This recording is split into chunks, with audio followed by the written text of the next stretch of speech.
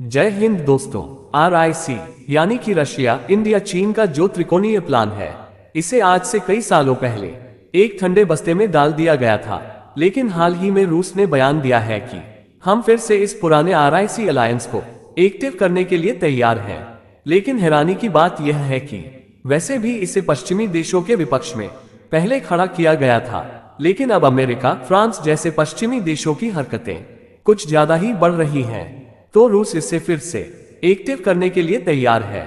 लेकिन इसी बीच ऐसा त्रिकोणीय जाल बन गया है कि ऐसे में जिस अमेरिका ने कभी भारत पर भरोसा करने से इनकार कर दिया था, आज वही अमेरिका इंडो पैसिफिक में भारत को अपना सबसे बड़ा साझेदार बता रहा है। लेकिन ये कोई जादू या अचानक हुआ बदलाव नहीं है, ये भारत की 6 साल की मेहनत, चतुर रणनीति और कूटनीतिक चाल का नतीजा है। आज हम बात करेंगे उस गेम चेंजर प्लान की, जब भारत ने चुपके से न सिर्फ अमेरिका को अपनी ताकत का एहसास कराया, बल्कि फ्रांस जैसे देशों को भी मजबूर कर दिया कि वे भारत को इंडो पैसिफिक का लीडर माने। आखिरकार पूरी डेवलपमेंट क्या है, इस वीडियो में समझते हैं।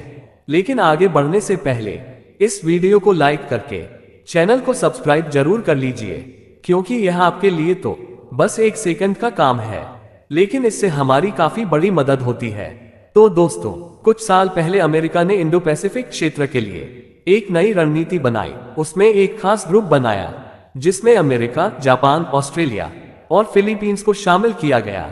लेकिन भारत को जानबूझकर बाहर रखा गया, क्योंकि अमेरिका को लगता था कि भारत उनकी बात नहीं मानेगा। उन्हें शक था कि भारत खुलकर चीन के खिलाफ नहीं जाएगा।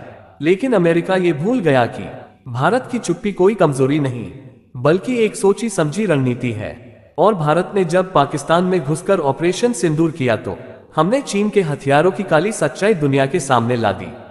क्योंकि भारतीय मिसाइलों ने चीन के मेड इन चाइना हथियारों को बेकार साबित कर दिया। उदाहरण के लिए मान लीजिए कि आप एक कोहार से महंगा मटका खरीदते हैं, लेकिन वह टूट जाता है। वैसा ही हुआ चीन के हथियारों के साथ हुआ। इस घटना ने पूरी दुनिया को चौंका दिया है, और यहीं से अमेरिका को समझ आया कि भारत को नजरअंदाज करना ठीक नहीं है। अब अमेरिका, जो पहले भारत को अपने ग्रुप में नहीं चाहता था, अब वही खुलकर कहने लगा कि हमें भारत के साथ अपनी डिफेंस पार्टनरशिप को और मजबूत करना है।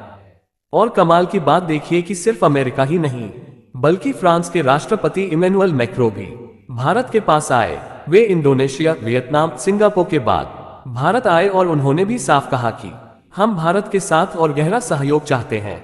यानी कि अब फ्रांस भी भारत को इंडो पैसिफिक में अपना सबसे बड़ा पार्टनर मानता है।